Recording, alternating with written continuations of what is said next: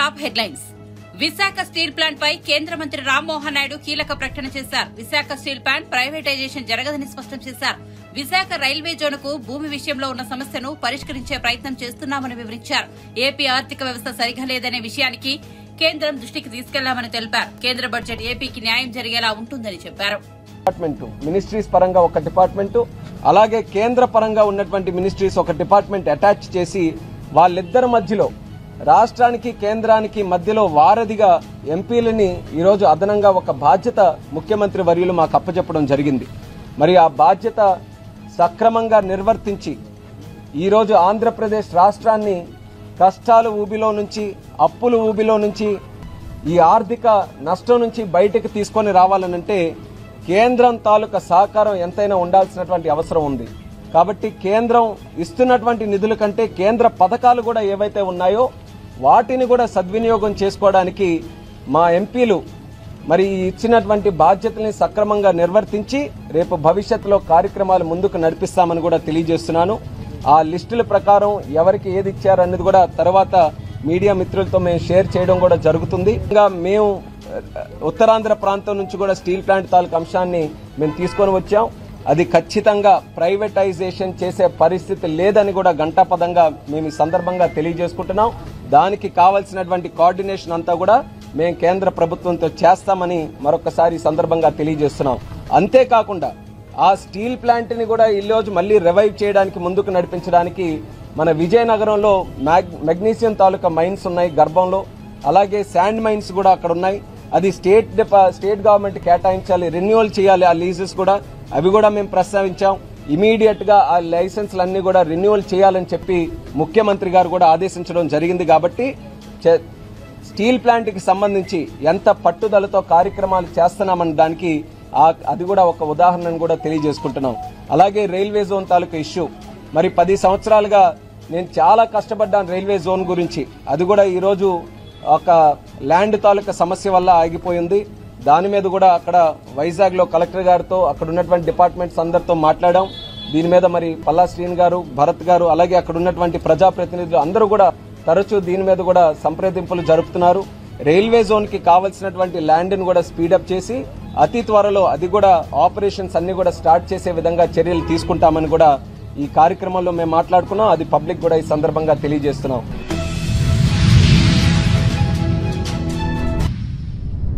రాష్ట్రంలో భారీగా వర్షాలపై ప్రభుత్వం తీసుకుంటున్న చర్యలపై రాష్ట్ర జలవనరుల శాఖ మంత్రి నిమ్మల రామానాయుడు మాట్లాడుతూ ప్రాణ నష్టం, ఆస్తి నష్టం జరగకుండా ఎంత విపత్తు వచ్చినా సమర్థవంతంగా ఎదుర్కోవాలన్న ముఖ్యమంత్రి చంద్రబాబు నాయుడు ఆదేశాలకు అనుగుణంగా పని చేస్తున్నామని మంత్రి తెలిపారు. ఎక్కడా ప్రాణ నష్టం గాని, ఆస్తి నష్టం గాని జరగకూడదన్నారు.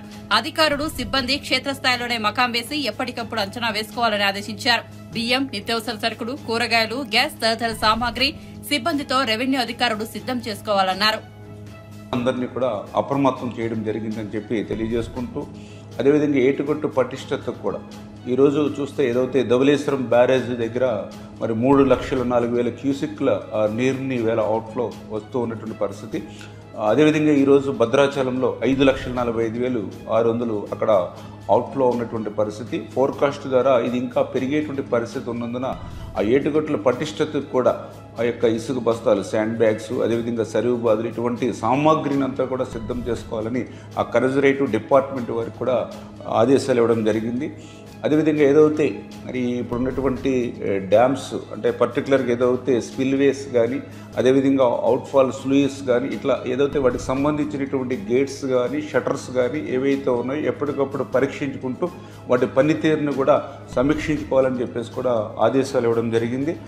అదేవిధంగా ఏదైతే ఈ రెవెన్యూ శాఖ వారు కూడా ఏదైతే గత 2 రోజుల నుంచి కురుస్తున్నటువంటి వర్షాలతోటి ఎవరైతే ముంపు ప్రాంతాల్లో ఉన్నటువంటి ప్రజలకి వారి అవసరాలను తీర్చడానికి అవసరమైనటువంటి బియ్యం, నిత్యావసరాలు, కాయగూరలు, గ్యాసు ఇటువంటి సామాగ్రిని కూడా మరి సిద్ధంగా ఉంచుకోవాలని చెప్పేసి కూడా తెలియజెప్పడం జరిగింది. అదేవిధంగా ఏదైతే ఈ యొక్క తీర ప్రాంతాల్లో కానీ, ఏదైతే లోతట్టు ప్రాంతాల్లో కానీ ఈ తుఫాను రక్షిత భవనాలను కూడా సిద్ధం చేసుకోవాలని చెప్పేసి కూడా చెప్పడం జరిగింది. అదేవిధంగా ఏదైతే పర్టికులర్గా మెడికల్ క్యాంప్స్, అందులోనూ కూడా పాము కాటు, విష జ్వరాలు, డయేరియా వంటి అన్ని రకాలైనటువంటి ముఖ్యమైనటువంటి మందులతోటి అప్రమత్తంగా ఆ మెడికల్ క్యాంప్స్ను కూడా నిర్వహించాలని 24 hours కూడా అందుబాటులో ఉండేటువంటి విధంగా ఉండాలని కూడా మరి తెలియజెప్పడం జరిగింది. అదేవిధంగా ఎవరైతే మత్స్యకారులు ఎవరైతే ఉన్నారో వారి విలువైనటువంటి పడవలు కానీ వలలు కానీ వాటి సామాగ్రిని అంతటినీ కూడా భద్రపరచుకోవడంతో పాటుగా మరి వేటకు వెళ్లకుండా మత్స్యకారులను కూడా అప్రమత్తం చేయడం జరిగిందనే విషయాన్ని కూడా ఈ సందర్భంగా తెలియజేసుకుంటూ, మరీ ముఖ్యంగా ఏదైతే ఈ యొక్క వరద ముంపు ప్రాంతాలు ఏవైతే ఉన్నాయో మరి అక్కడ నెలలు నిండినటువంటి గర్భిణీ స్త్రీలు ఎవరైతే ఉన్నారో, దీర్ఘకాలపు వ్యాధిగ్రస్తులు ఎవరైతే ఉన్నారో, బెడ్ రీడింగ్ పేషెంట్స్ ఎవరైతే ఉన్నారో అటువంటి వారిని అందరినీ కూడా ముందుగానే కొద్దిగా ఐడెంటిఫై చేసుకుని వాళ్ళు కూడా దగ్గరలో ఉన్నటువంటి ప్రభుత్వ ఆసుపత్రుల్లో చేర్చాలని చెప్పేసి వాళ్ళకు కూడా ఆదేశాలు ఇవ్వడం జరిగింది. అంటే ఈ రకంగా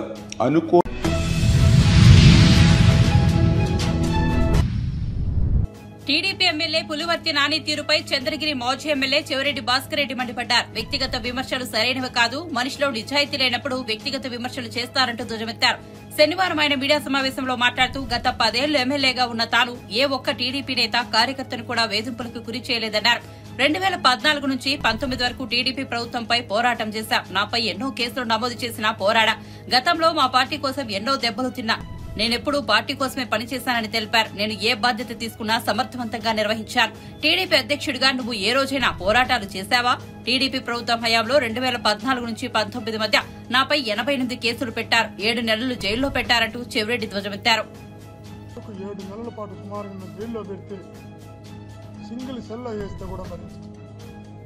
జైల్లో కొట్టిన పక్క రాష్ట్రం తీసుకెళ్ళి కొట్టిన రోడ్డు ఇదే దీని దగ్గరలోనే ఇదే బీఆర్ మాల్ కానీ రోడ్డు పైన పడేసి తన్నినా కూడా పార్టీ కోసం దెబ్బలు తిన్నాను తప్ప పార్టీ కోసం పోరాటమే చేశాను.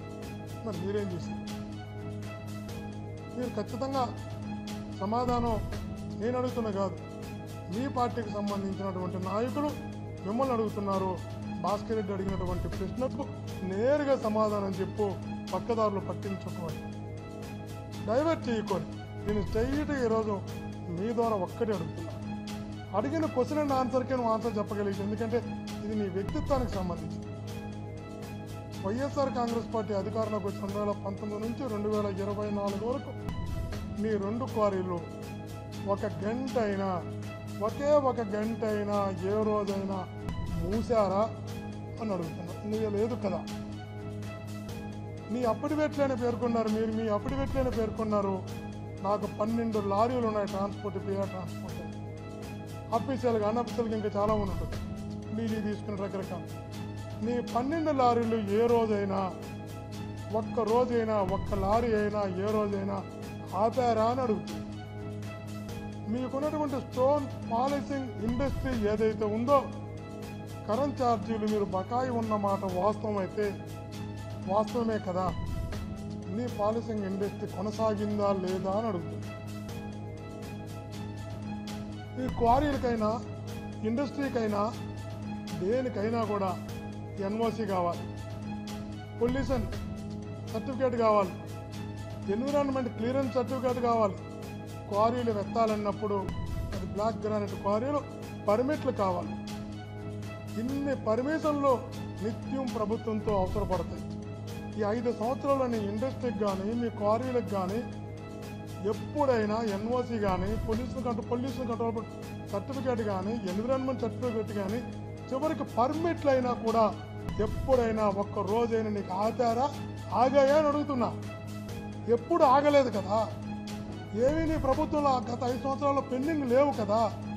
లేవు అంటే నువ్వు మాతో ఎంత సఖ్యతగా ఉన్నావు, ఎంత జాగ్రత్తగా పనిచేయించుకున్నావు అనడానికి ఇంతకన్నా నిదర్శనం కావాలా అని అడుగుతున్నా.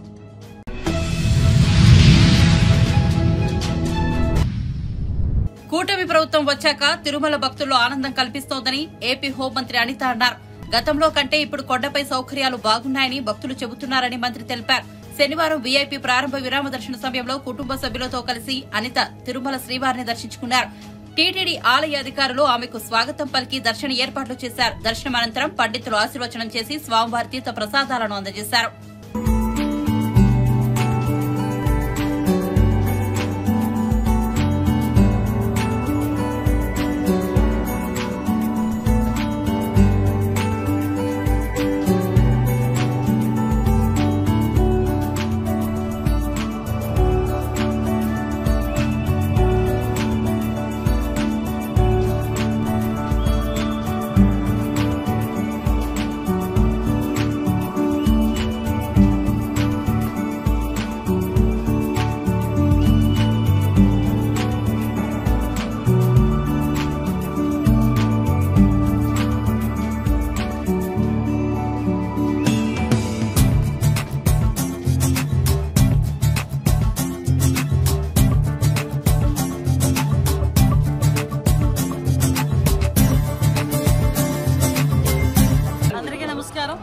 ఈరోజు దేవదేవుడు వెంకటేశ్వర స్వామి దర్శనానికి ఈరోజు పైకిపేట నియోజకవర్గంలో మేమందరం కూడా మొక్కుబడి తీర్చుకోవడానికి మంది లీడర్స్తో ఇక్కడికి రావడం జరిగింది. స్వామివారి దర్శనం చాలా బాగా జరిగింది. స్వామివారి ఆశీస్సులు ఎప్పుడూ కూడా మా అందరి మీద ఉంటాయి. ముఖ్యంగా చంద్రబాబు నాయుడు గారి మీద, ఎన్డీఏ కూటమి మీద, పవన్ కళ్యాణ్ గారి మీద ఎప్పుడూ కూడా స్వామివారి ఆశీస్సులు మెండుగా ఉంటే ఈ రాష్ట్రం అభివృద్ధి పదంలో ముందుకు తీసుకెళ్తుందన్న నమ్మకం మాకుంది. ముఖ్యంగా ఇక్కడికి వచ్చిన తర్వాత భక్తులందరూ కూడా చాలా ప్రశాంతంగా ఉన్నారు, ఆనందంగా ఉన్నారు. వాళ్ళ మొహాల్లో నవ్వు కనిపిస్తుంది. చాలామంది భక్తులు అయితే నా దగ్గరికి వచ్చి నన్ను పట్టుకొని మాట్లాడుతున్నారు. అమ్మ, ఇంతకు ముందు మీద ఏర్పాట్లు చాలా బాగున్నాయి, నాణ్యత ఉంది, అన్నప్రసాదంలో కానీ ప్రసాదంలో కానీ అన్నింటిలో, లడ్డూలో కానీ అన్నింటిలోని కూడా నాణ్యత ఉంది, శుభ్రంగా ఉంది. మేము ప్రశాంతంగా వచ్చి ఆ దేవదేవుని దర్శనం చేసుకుని వెళ్తున్నామని చెప్పి చాలా బాగా మమ్మల్ని అందరినీ రిసీవ్ చేసుకోవడమే కాకుండా వాళ్ళు చెప్తా ఉంటే నిజంగా చాలా ఆనందం అనిపిస్తుంది. ఇదే ఆనందం ప్రతి భక్తుల్లోని కూడా ఎల్లకాలం ఉండాలని మనస్ఫూర్తిగా నేను కోరుకుంటున్నాను.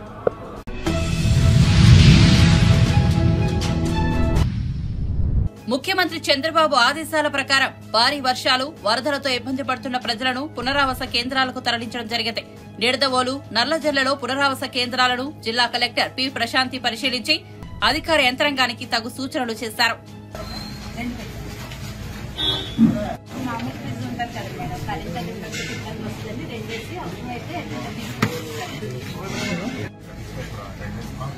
ఎవ్రీడే అటెండెన్స్ రిజిస్టర్ మెయింటైన్ చేసి ఆ అటెండెన్స్ అనేది డిస్ట్రిక్ట్ కమాండ్ కంట్రోల్ రూమ్ పంపించాలి. ఎంతమంది వచ్చారు అని పెట్టుకోవాలి. పంచాయతీ కూడా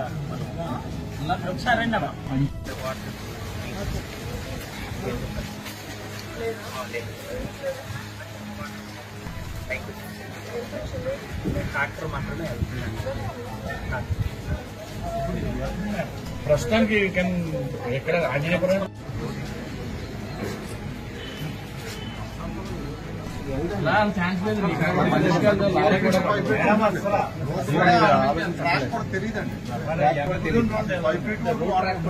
నిడదోలు నుంచి వెళ్ళమ్మా.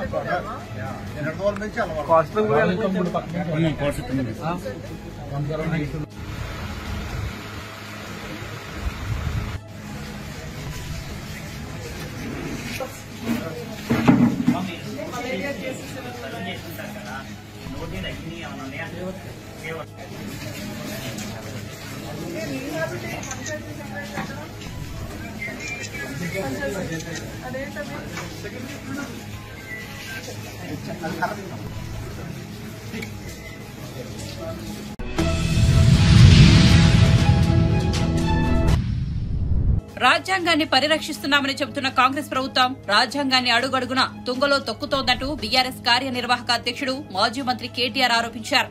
నిరుద్యోగుల సమస్యలు, ఎమ్మెల్యేలను కాంగ్రెస్ పార్టీలో చేర్చుకోవడంపై బీఆర్ఎస్ ఎమ్మెల్యేలు, ఎమ్మెల్సీలతో కలిసి గవర్నర్ రాధాకృష్ణన్ కు కేటీఆర్ ఫిర్యాదు చేశారు.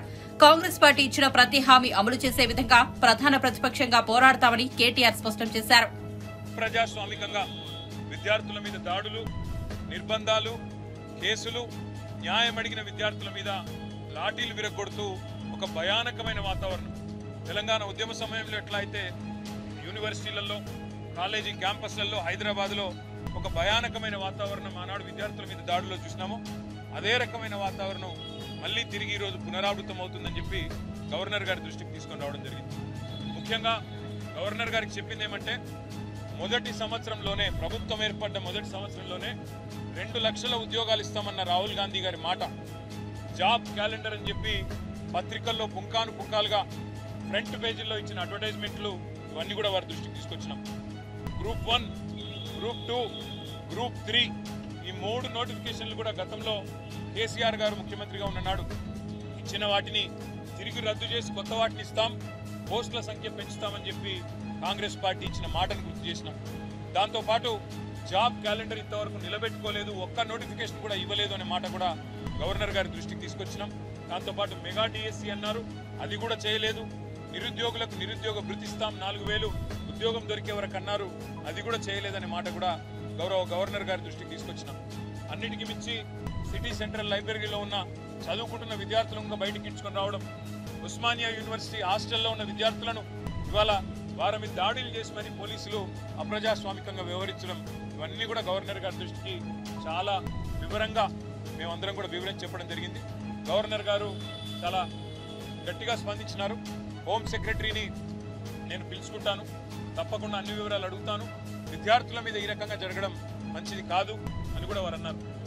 పార్టీ ఫిరాయింపుల నిరోధక చట్టాన్ని తుంగలో దొక్కుతూ మరి కాంగ్రెస్ పార్టీ ఏ రకంగానైతే ఈ రాష్ట్రంలో ఇప్పటికే 10 మంది బీఆర్ఎస్ ఎమ్మెల్యేలని 8 మంది బీఆర్ఎస్ ఎమ్మెల్సీలని తన పార్టీలో చేర్చుకున్నదో కూడా గవర్నర్ గారికి సోదాహరణంగా వివరించినాం.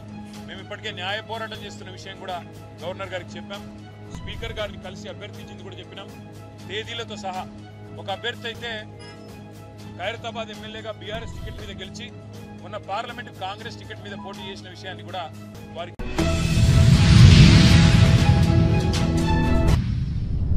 సికింద్రాబాద్ ఉజ్జయిని మహాకాళి అమ్మవారిని మంత్రి పొన్నం ప్రభాకర్ దర్శించుకున్నారు. ఆయనతో పాటు AICC in-charge Deepa Das Munshi, US consulate general Jennifer A Larsen అమ్మవారిని దర్శించుకుని బోనం సమర్పించారు. అనంతరం అమ్మవారికి వారు ప్రత్యేక పూజలు చేశారు.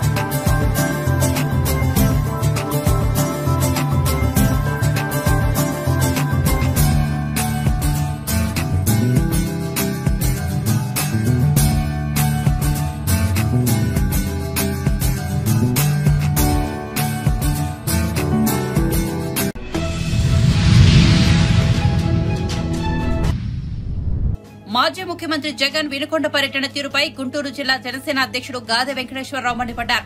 గుంటూరులోని జిల్లా పార్టీ కార్యాలయంలో ఆయన మీడియాతో మాట్లాడారు. పరామర్శకు వెళ్తుంటే ఎవరైనా టపాసాలు కాలుస్తారా అని ప్రశ్నించారు.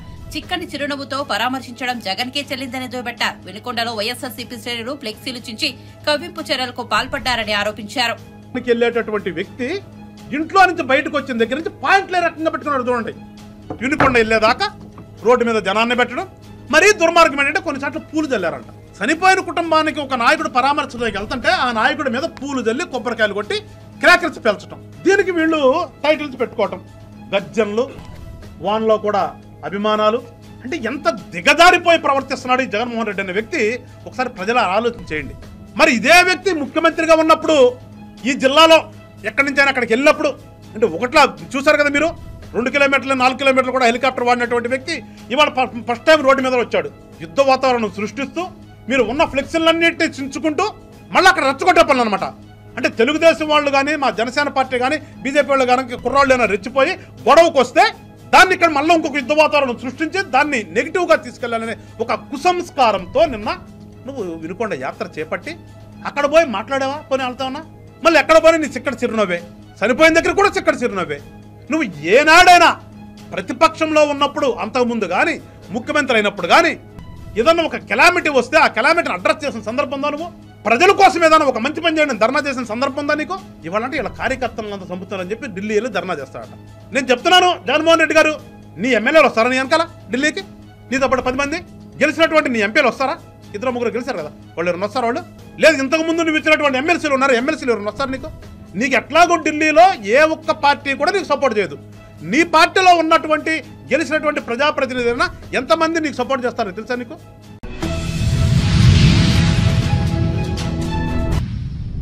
ఏపీలో రాష్ట్రపతి పాలన పెట్టాలన్న మాజీ సీఎం జగన్ వ్యాఖ్యలపై జనసేన నేత నాగబాబు తీవ్రంగా మండిపడ్డారు. జగన్ పాలనలో ప్రజావేదిక కూల్చినప్పుడే రాష్ట్రంలో రాష్ట్రపతి పాలన పెట్టాల్సి ఉండేదన్నారు. 2 రోజుల్లో ప్రారంభం కానున్న శాసనసభ సమావేశాలకు రాకుండా ఉండేందుకే జగన్ ఢిల్లీ వెళ్తున్నారని ఎద్దేవా చేశారు. రషీద్ హత్యపై జగన్ శవరాజకీయాలు చేయడం ఆపాలన్నారు. 2019లో జగన్ను గెలిపిస్తే ప్రజల్ని వేధించారని, ఇప్పుడు కూటమి ప్రభుత్వం ఏర్పాటై 2 నెలలు కాకముందే విమర్శలు చేస్తున్నారని తప్పుపట్టారు. దేశ చరిత్రలో ఎన్నడూ లేనంత దుర్మార్గ పాలన జగన్ హయాంలో జరిగిందన్నారు. వైఎస్ఆర్సీపీ హయాంలో జరిగిన అరాచకాలపై జగన్ ఎందుకు స్పందించలేదని ప్రశ్నించారు.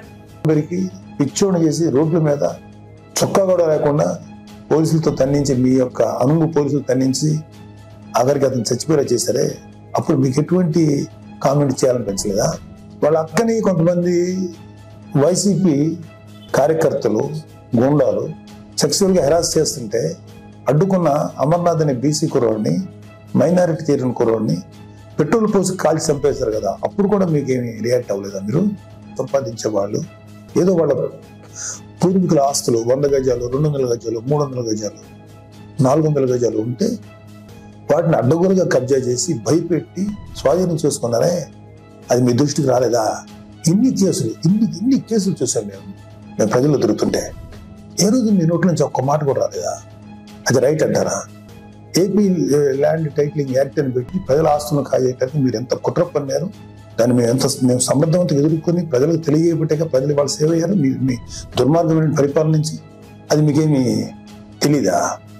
నిజంగా ప్రజలు ఇవాళ రెండోసారి రాకుండా ప్రజలు తమను తాము కాపాడుకున్నారు కూటమిని ఎన్నుకోవడం ద్వారా. సెంట్రల్ గవర్నమెంట్ ఢిల్లీకి వెళ్ళిపోయి ధర్నా చేసేసి రాష్ట్రపతి పాలన పెట్టమంటారా? ఏమన్నా కొంచెమన్నా మీకు ఆలోచన ఉందా? మీకు సలహాలు ఇచ్చే వాళ్ళు ఎవరో ఇంకా తెలియట్లేదు. మాకు సజ్జలు లాంటి వాళ్ళు ఎప్పుడు వెళ్ళిపోయారో ఉన్నారో తెలియదు, లేదా అలాంటి సలహాలు వింటున్నారేమో. అర్జెంట్గా రాష్ట్రపతి పాలన పెట్టాలా? నిజంగా రాష్ట్రపతి పాలన పెట్టాల్సి వచ్చిన పరిస్థితిలో ఉంటే మీ పరిపాలనలో ప్రజావేదిక కూల్చినప్పుడే పెట్టాలి రాష్ట్రపతి పాలన. అది మీ దుర్మార్గమైన పరిపాలనని పెట్టాలి, అప్పుడు పెట్టలేదే. సార్, మీరు రేపు జరగబోయే సభలకి అటెండ్ కాకుండా ఉండటానికి ఓ కొత్త నాటకాన్ని, కొత్త స్టేజ్ క్రియేట్ చేసుకుంటున్నారు ఢిల్లీ వెళ్ళాలని.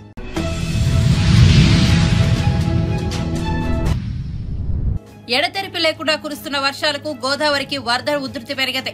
అల్లూరు సీతారామరాజు జిల్లా దేవీపట్నం మండలంలోని గండిపోచమ్మ ఆలయం గోదావరి నీటిలో మునిగింది. ప్రస్తుతం గోపురం వరకు నీరు చేరింది. ఎగువన కురుస్తున్న భారీ వర్షాలకు పోలవరం ప్రాజెక్టు నీటిమట్టం పెరగడంతో గోదావరి ఉరకలు వేస్తోంది.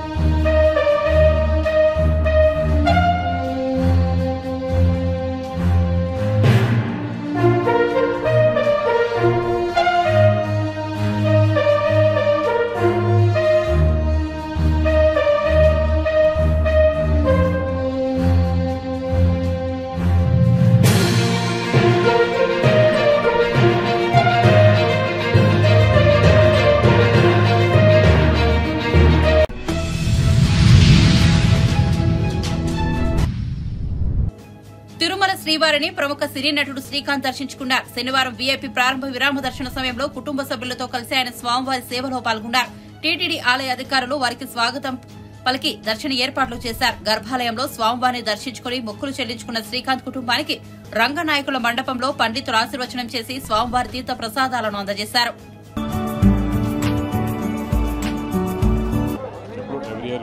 దర్శనానికి వస్తూ ఉంటాం జనరల్గా. ఈసారి కూడా రావడం జరిగింది. బాబుది పిక్చర్ స్టార్ట్ అవుతుంది 24 నుంచి. దాని నుంచి దేవుడు ఆశీర్వాదం వచ్చాము. అందరికీ బాగుండాలని మనస్ఫూర్తిగా భగవంతుడు. ఇప్పుడు నాకు నడుస్తుంది Devara and game changer 2 films, అలాగే కళ్యాణ్ రామ్ది ఒకటి, అలాగే నేను హీరోగా చేస్తున్నాను. ఇలా 4 ఫిలిమ్స్ రన్నింగ్లో ఉన్నాయి ప్రస్తుతానికి. సార్ బాబు హీరోగా నటిస్తున్నారు కదా సార్, ఎవరు సార్ డైరెక్టర్? అది ప్రదీప్ అద్వైత్ అని చెప్పేసి. ప్రొడ్యూసర్స్ వచ్చి అల్లు మన అశ్విని దత్, స్వప్న వాళ్ళు. కలికి తర్వాత మళ్ళీ ఇప్పుడు 24 నుంచి స్టార్ట్ అయిపోతుంది. అలాగే వృషభ అనే ఫిలిం మోహన్ లాల్ అని వృషభ, ఈ 2 ఫిలిమ్స్ జరుగుతాయి.